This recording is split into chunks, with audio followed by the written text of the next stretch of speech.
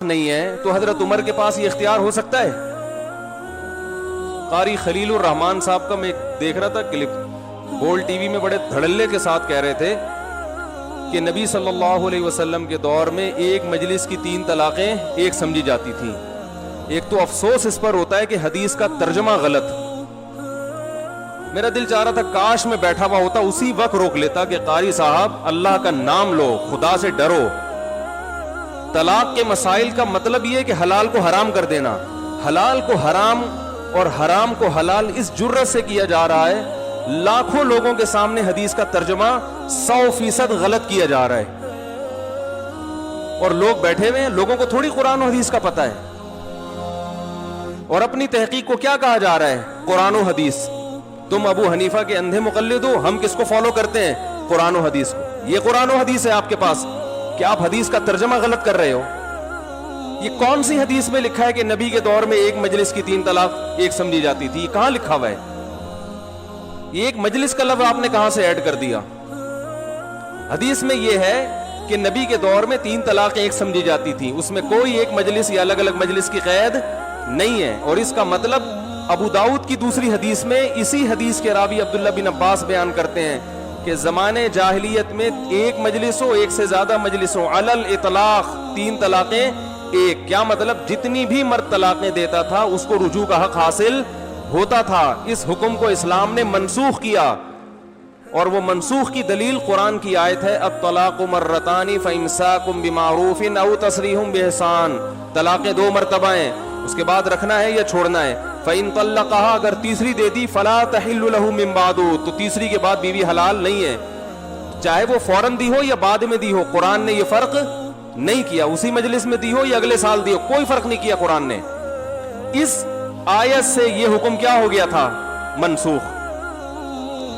تو بہت سے صحابہ کے بارے میں امکان ہے انہیں اس کے منسوخ ہونے کا علم نہ ہو، کہ زمانہ جاہلیت میں جو ایک رسم چلی آ رہی تھی وہ ان کے علم میں نہ ہو۔ بالکل اسی طرح کے الفاظ متع کے بارے میں صحیح مسلم میں حضرت جابر بن عبداللہ فرماتے ہیں کہ نبی کے دور میں ہم متع کیا کرتے تھے، ابو بکر کے دور میں بھی حضرت عمر نے پابندی لگائی، تو کیا اس بیس پہ متع حلال ہو جائے گا؟ بھائی نبی کے دور میں کرتے تھے، کیا نبی کے کہنے سے کرتے تھے یا ابو بکر کے کہنے سے کرتے تھے؟ ہر وہ کام جو نبی کے دور میں ہوا ہے تو یہ اس کی علامت نہیں ہے کہ یہ نبی کے آرڈر پہ ہوا ہے۔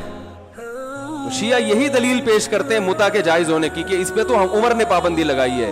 ہم کہتے ہیں متع پہ حضرت عمر نے جو پابندی لگائی یہ عین قرآن و حدیث کی روشنی میں لگائی ہے، کیونکہ متع حرام ہو چکا تھا نبی کے دور میں، لیکن زمانے جاہلیت کی رسم تھی، ہر ایک کو حرمت کا علم نہیں تھا۔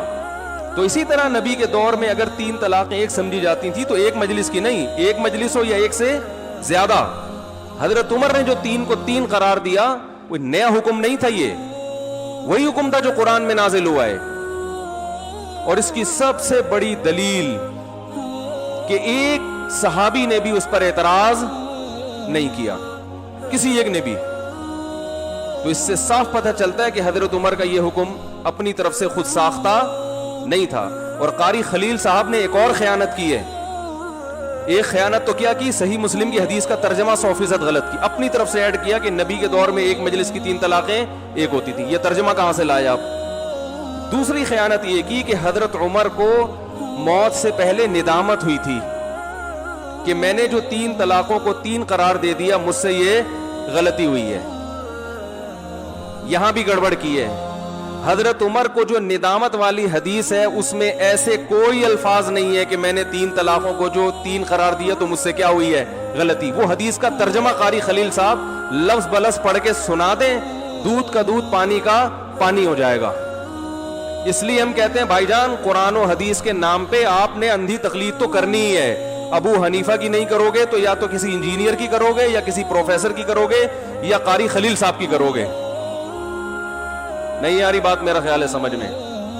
تو اس حدیث میں یہ نہیں ہے حضرت عمر نے یہ کہا تھا 3 طلاقوں کو ایک قرار دینے میں میں نے مجھ سے 3 کو 3 قرار دینے میں مجھ سے کیا ہوئی ہے؟ غلطی۔ وہ کیا کہا تھا؟ وہ قاری خلیل سے ہی آپ کہیں کہ وہ حدیث پورے لفظ بلفظ پڑھ کے سنائیں۔ دوسری وہ حدیث انتہائی ضعیف ہے حضرت عمر والی، سند بھی پڑھ کے سنائیں ذرا اس کی۔ تیسری بات، اگر بالفرض حضرت عمر کو ندامت ہوئی ہوتی تو حضرت عمر وصیت لکھ کے جاتے نا کہ بھئی مجھ سے غلطی ہو گئی, جس بیوی کو قرآن نے حلال کیا تھا میں نے غلطی سے کیا کر دیا, حرام, تو آپ لوگ اس قانون کو چینج کر لیں. ایسا کچھ بھی نہیں کیا. اور حضرت عمر سے تو اس سے چھوٹی چھوٹی غلطیاں ہوئی ہیں, صحابہ نے احتجاج کیا ہے. حضرت عمر نے حکم دیا کہ میں 400 درہم سے زیادہ مہر پہ پابندی لگاؤں گا.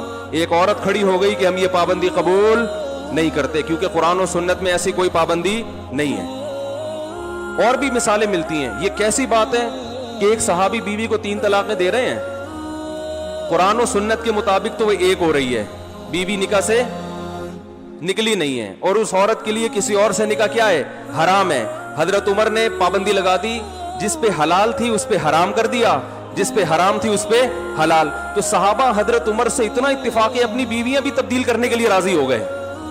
اور سارے ایک سے بھی کوئی ایک ضعیف سند دکھا دو کسی ایک صحابی نے حضرت عمر کے اس فیصلے پر اعتراض کیا ہو. اس لیے یہ ہم اسی لیے کہتے ہیں قرآن و حدیث سمجھو مجتہدین سے. ہر آدمی کو یہ اتھارٹی حاصل نہیں ہے کہ کچھ بھی اٹھا کے قرآن و حدیث کے نام پہ عوام میں پھیلانا شروع کر دے. تو اپنی طرف سے جو تحقیقات آ رہی ہیں نا, کہتے ہیں بڑے فخر کرتے ہمارا کوئی فقہ نہیں ہے. تو ابو حنیفہ کو کبھی کوئی فقہ نہیں تھا, امام شافعی کا بھی کوئی فقہ نہیں تھا. آزاد تحقیقات کی ہیں انہوں نے. اب جب انہوں نے آزاد تحقیقات کر لی تو آپ انہی میں سے کسی ایک کو فالو کرو. ہر آدمی اخپل طریقے سے تحقیق کرے گا آزاد فقہ, تو اس امت میں 1 ارب 22 کروڑ فقہ وجود میں آ جائیں گے. امت متحد نہیں ہوگی. ہر آدمی آزاد, میرا کوئی مسلک نہیں ہے, تو پھر مسلک یہ نہیں کہ سارے مسلک سمٹ جائیں گے, سینکڑوں لاکھوں مسلک پیدا ہو جائیں گے جو کہ ہو رہے ہیں.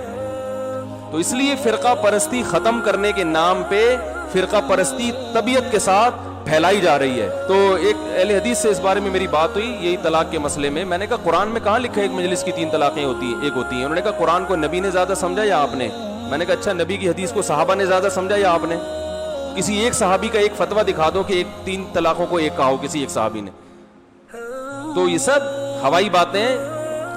تو قرآن و حدیث کی اسی تشریح کو ماننا ہے جو کس کی ہے, جو صحابہ تابعین ائمہ اربعہ کی تشریحات ہیں. اور ہر آدمی جو اخپل طریقے سے اٹھ کے حدیثوں کے نمبر یاد کر کے, آپ کو تو یہ بھی نہیں پتا ہوتا کہ یہ ترجمہ بھی صحیح کر رہا ہے کہ نہیں کر رہا. اور ٹی وی میں ہر طرح کے لوگ بیٹھے ہوتے ہیں, وہ کھلے عام لوگوں کو حدیث بتا رہے ہیں کہ ایک مجلس کی 3 ایک ہوتی ہیں. حدیث میں آتا کوئی اٹھ کے بولنے والا نہیں ہے کہ کون سی حدیث ہے جہاں لکھا ہوا ایک مجلس کی 3 ایک ہوتی ہیں. اچھا, ایک اور دلیل یہ لوگ یہ بھی دیتے ہیں, اسی آیت سے پتہ چلتا ہے, موضوع آ گیا نا آیتیں. یہ لوگ یہ کہتے ہیں 3 طلاقیں اکٹھی دینا حرام ہے. تو حرام جو کام ہے وہ نافذ نہیں ہوتا. جیسے کہ زہار کو قرآن کہہ رہا ہے کہ زہار کرنا ایک بری چیز ہے, تو اسی وجہ سے زہار سے طلاق نہیں ہوئی. یہاں بھی خلط ملط کیا جاتا ہے. زہار سے طلاق واقع نہیں ہوئی, لیکن اس کا ایک شرعی حکم مرتب ہوا کہ بیوی حرام ہو گئی.